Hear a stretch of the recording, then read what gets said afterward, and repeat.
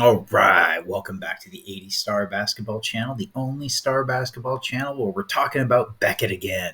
All right, this is I'm actually it was really pleased to see that Beckett did a follow up and he did the questions. He took questions from some of the viewers who watched the interviews that we did on this channel and did on his podcast, and it was just really cool to see some of the questions and he took some answers, and I'm gonna talk to a couple of them. Overall, I still have the same sense. I want to talk about the marketing one that he said specifically, because that one I really disagreed with.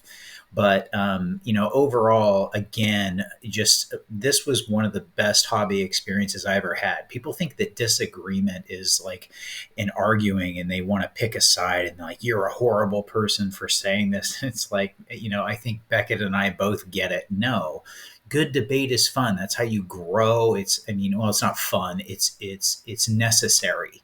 And it's necessary to go forward and get stronger and to get better and to be informed. You need information. You need perspective. I know this sounds common sense, but it's not so common. So many people like, oh, you're disagreeing and debating, and they took it as such a negative thing on my channel. The comments that were there, and I didn't see it like that at all. I thought it was just this incredible positive experience, and I'm so thankful that Dr. Beckett took the time, to come on. He knew I disagreed, and he came on because he's doing it for the hobby. He's doing it to answer questions of people who are passionate. He knows this is a gray area too. This is a tough spot. And I came away with much more clarity than I had before. Before it was, I still feel kind of the same way, like from a logic based perspective, from like a data modeling perspective, entropy over time, meaning the more complex you make something. He had so many variables of what he was trying to accomplish at the time. And I really do understand why he made the XRC designation when he did, at the time period. I think we all kind of can understand. From a logic based perspective, though, remember, if you solve one problem, you generally create others, and whether you see them as problems or not. And I think that he didn't see that was the way the hobby was operating at the time. But that doesn't mean that at the time, in that time period, because the card came out, that is how it is going to stand the test of time. The test of time now, things have changed. And I would say, because again, entropy on a data model, simplicity rules. Because things can change, but if things in their simplest nature, kind of like base card, first license, base card, base set, nationally distributed, it was. Whether you're defining nationally distributed as how, or a major manufacturer, that's up for debate. But what isn't debatable, it was the first license card and it was a base set, and it was intent to be distributed anywhere within the United States, and that's simplicity. And that generally, as far as a data model, that's what's going to stand in people's perceptions. And you see new people, and I really, the best thing that came out of those interviews was Beckett talking about, in the context of today, right? Someone would pick up the card and go, "This is an earlier card, for a license card, and earlier in this." I'm not going to put words in his mouth, but this would be the rookie card. You know, he didn't say that outright, but he was kind of implying. So go back and watch the interviews that we did with Beckett on this channel, and I think, I get this sense. But he's saying, at the time it operated very differently, and it wasn't to him. It was clearly something that needed its own classification, and he alludes to Daryl Strawberry's, the 80. The tops extended, I believe, is 83, and kind of making the other, since it changed things and did things before Tops and Donruss, it negated those, and he didn't like that. And there were so many variables in play he was trying to make happen. And again, he was trying to help steer a hobby and talk about it, and but he was also reporting on it and seeing how things were done, and trying to make sense of a classification madness that you kind of cannot.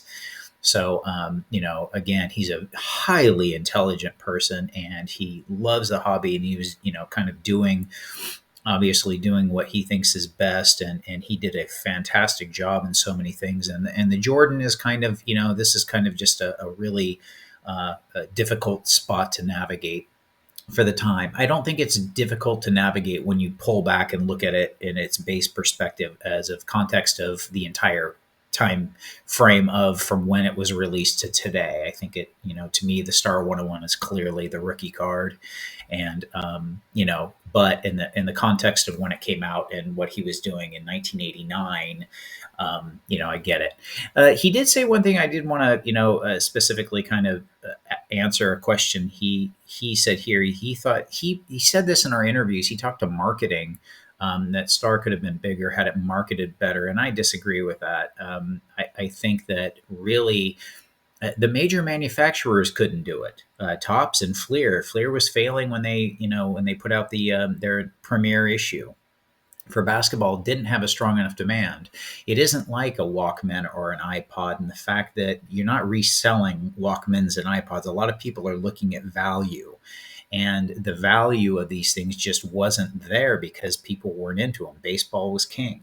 So, he says that it's kind of like that, and it's not. I get that it could have done something incredibly different and created inserts into, and that might have been something, but not really, because it just didn't have the marketing budget. He's aware of that. It didn't have any budget really. It had a very, very bare bones. And if you slam a company or negate a company, there would be no startups ever. You're kind of stifling innovation within the whole and competition within your industry if you're kind of giving special rules to major manufacturers and the little guys can't do it. He wasn't. But again, you solve one problem, take another. If you allow these little ones as they come in and fizzle out, this was a very unique situation. The fact that they had a license, and it was special. So that's why this situation didn't happen too much. But again, Fleer and Topps, the major manufacturers, said there was no demand, and they couldn't even do it with their big budgets. They couldn't create a product that was going to increase demand. Jordan, by 1989, is making that demand. So that's where I kind of disagree. But he talks about other questions and answers them, and I think the one thing is, and he keeps saying that the XRC is both cards wouldn't be special. He said, I guarantee you the 86 Fleer wouldn't be special if it wasn't the rookie. And I agree with that. And we're kind of saying the Star, had it been the rookie, it would have been even more.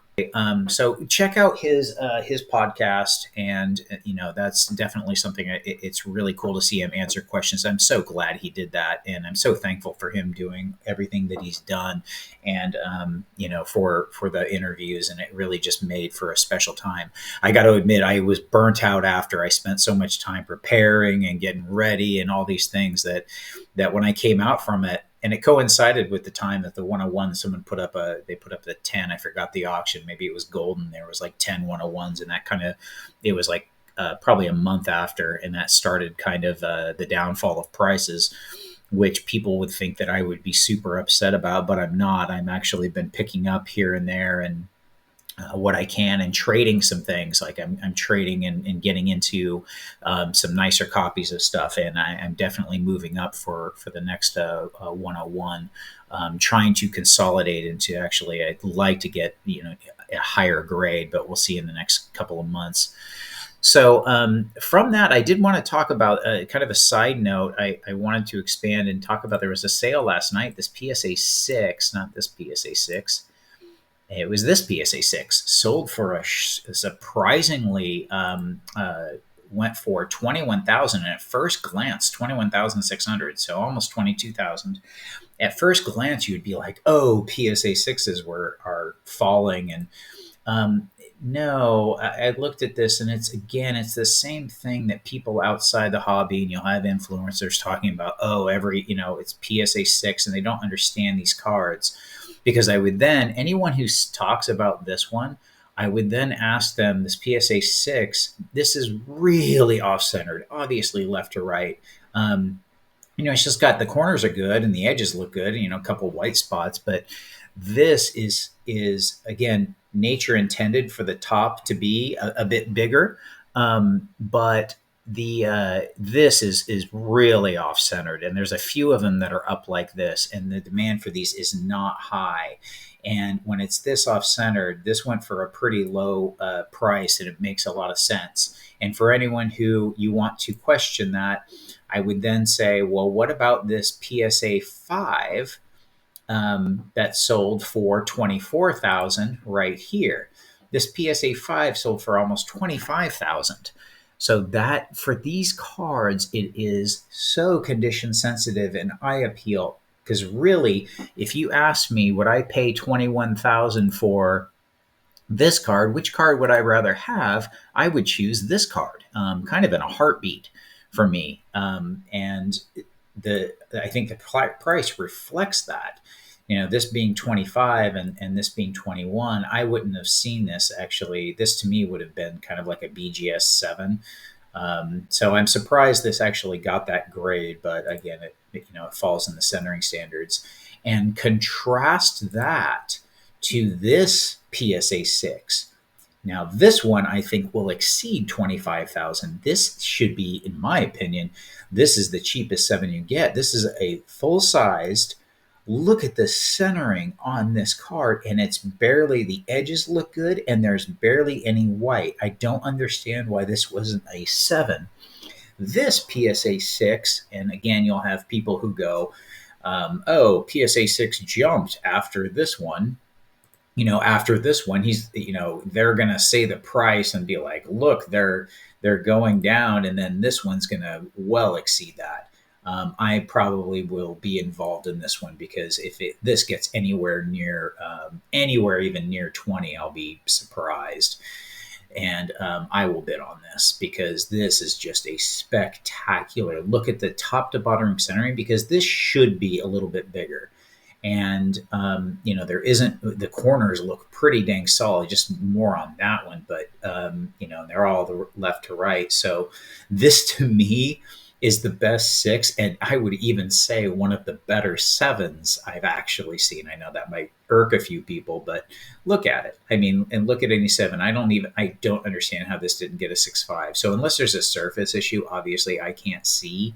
That's all I can report on, obviously not having the card in hand. So going to be really interesting to see this one. I wanted to talk about this in length because it's, again, I see people talking about cards and prices, and it's detached from the reality of the situation, that these cards are extremely condition sensitive, and the price will reflect it. So anyway, hope you enjoyed, talking about stuff. But again, tell me what you think on these 6s and on that 5, and tell me what you think on Beckett's. I'd love to hear some comments maybe on what Beckett thought and some things that you found interesting in his response. And so we'll look for Tony's video coming out either Tuesday or Wednesday on auctions. Looking forward to checking that out. And I will see you next Sunday.